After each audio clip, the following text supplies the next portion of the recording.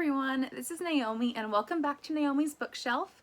I am here to do a kind of wrap up about something I haven't been talking too much about, something I had a lot of fun with, and that was the Summer Romance Book Bingo, which was hosted by and created by Steeped in Books. Sarah over there did a crazy job putting together all these prompts, and every bingo board was different, so it was a lot of fun, and I have completed a blackout.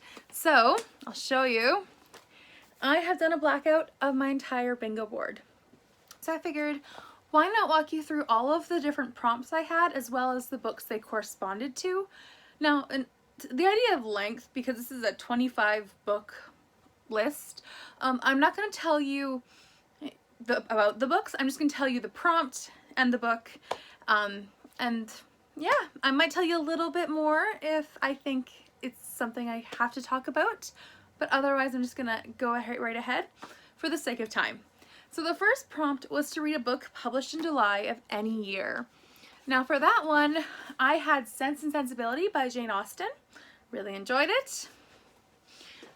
The next one was a contemporary romance. Now I didn't really read any, but I read the graphic novel called Something New by Lucy Knisley. I'm really not sure how to pronounce it, if it's a silent K or not. But yeah, it was contemporary and about her and her now husband's romance and also their journey of getting married. So I didn't love it, didn't really like it, but it was contemporary and romantic. The next one was a major city setting. And actually, I should say I'm going along the top row, and then I'm going to go along the next row, and so on and so forth. So for the major city setting, I read Phantom of the Opera by Gaston Leroux. Really enjoyed this one too. The next one was a book that's been recommended to me, and I read The Last Lecture by Randy Pausch. Really liked that one. The last one on that row was Fire on the Cover. So I have picked up, and I ended up reading Jane Eyre, which is the perfect cover for this prompt, and really loved it. The next one that I read is a young adult contemporary for my second row, and for that one I read Popular by Maya Van Wagenen. It's not contemporary in the sense that it's fiction, but it does take place in our world as it is real, and it's a young adult book, and I don't read much young adult, so I counted it. The next one I read was a non-Canada setting, and for that one I have placed Hawaii Story by Hawaii's Queen by Lilu Okalani, and I thought it was really good. The next one is a Brita Award winner or finalist for 2018, and so I read Then There Was You by Kara Isaac. Really love this one. It's not yet been talked about because I read it this month, but I really loved this. I gave it 5 stars. And you have to keep your eye out on for my wrap up about what I thought about this.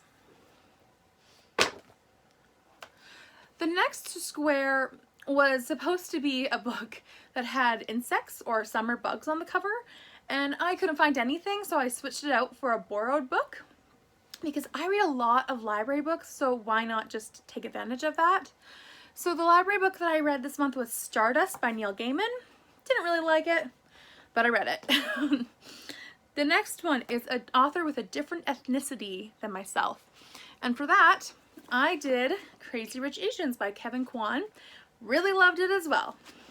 For my third row, the first prompt was to read a book that had over 10,000 reviews, and so I went with The Hobbit. I really liked this as well.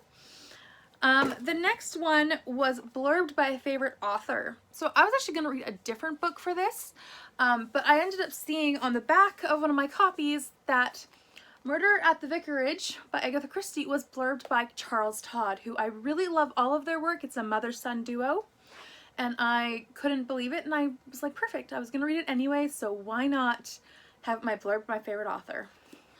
So the next book that I read was my free space, and for that one I read Warlight by Michael Adoje.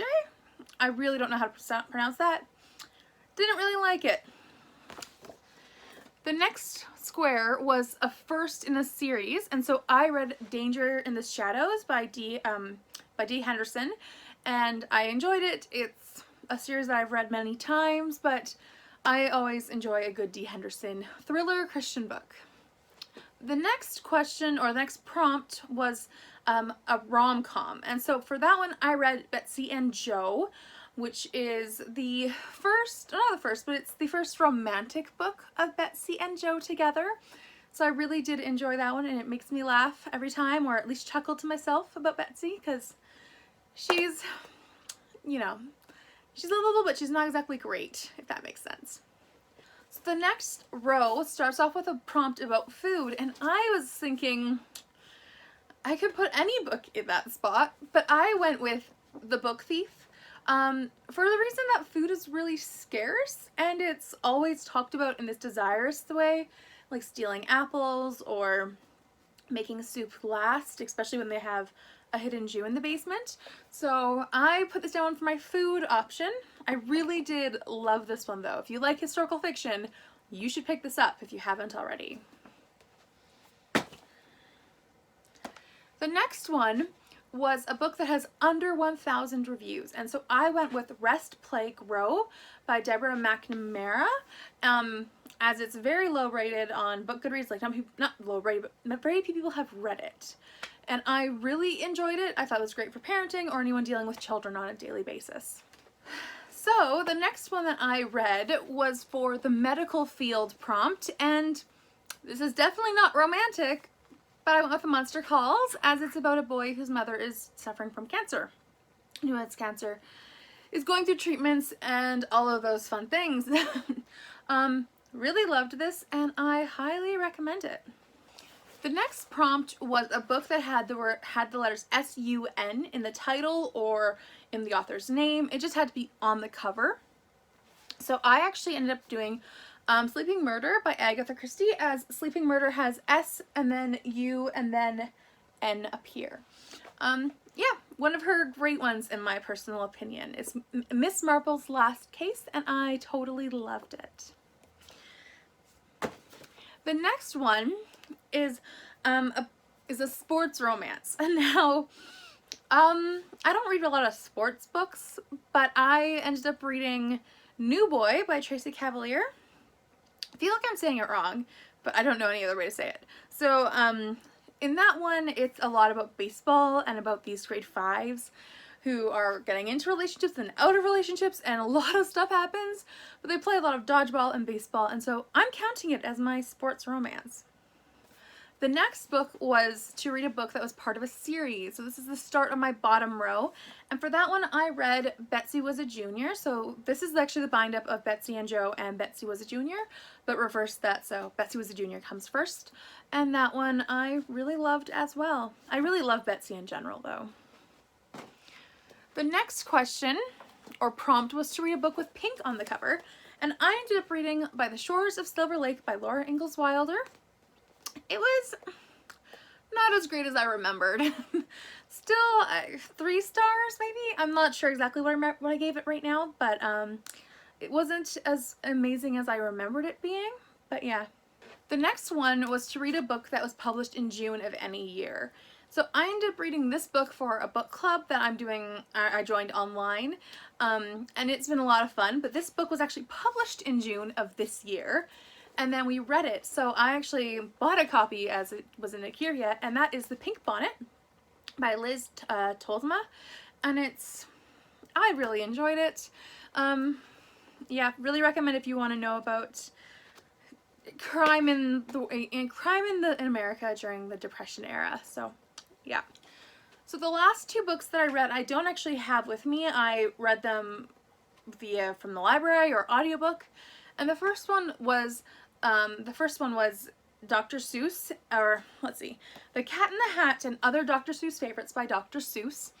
And it has a blue cover, which is the prompt it was supposed to fill. And I was just, like, thinking I might be cheating, but it is a blue cover. I'm counting it. And then my last one was to read a book that had a double letter word in the title. So where they had 2, like Summer has 2 M's side by side. So I went with The Wide Sargasso Sea by Jean Rhys. And it is a Jane Eyre prequel in a way. It was written in the 60s. So yeah, The Cat in the Hat was great. It was so quick and easy, and I loved Dr. Seuss. And then The Wide Sargasso Sea was interesting, not amazing, but definitely interesting in light of its original source material. So those are the books that I read for the summer romance book bingo. Now, I am very aware that most of these aren't considered romance books. A lot of them have an element of romance, but some of them just don't, and I'm okay with that. I don't read one genre straight. If I have to read for a readathon only thrillers or only historical fiction or only fantasy or whatever, only that genre, I really get bored real quick and I hate it. Even like reading only nonfiction or only contemporaries, I just start to not read, or I totally deviate from plan. So I decided when I started this bingo board, I was gonna do what I wanted to read and fit it in without the romance aspect. And a lot of them have romantic elements, but they're not the focus, if that makes sense. So I had a lot of fun with this bingo board over the summer. 25 squares, I did it. I can't believe I managed to make it work. And I am glad I found a few new favorites through this process. I never would have picked up Kara Isaac's Then There Was You book unless it was for this reason. But I'm really glad I did, and I need to check out more of her books because of how wonderful it was, which you'll find out in my August wrap up. But yeah, that was my bingo board. I'll put a picture in right here of my bingo board that I took in the form on my bed with all of the different books and word plates basically of the words, as I'm hoping you can see here. It was very fun to read all of these books, and I found new favorites. I read books that I wouldn't have read otherwise, or books that I didn't expect to read, especially books like Stardust or Then There Was You. They were very different in my opinion, but it made me read them in some ways, and I'm glad I did. But some of them I'm also like, you know what? I could have done without, and now I know better. So that's how it goes though with books. Did you participate in the romance book bingo? I really had a lot of fun with it, and I would love to hear if you blacked out or if you got any bingos on your board. Also, if you have any good romance books that are clean, I would like to know. I do enjoy a good romance, but it has to be clean, and I have to not be irritated, if that makes sense. But yeah, I hope to see you next time.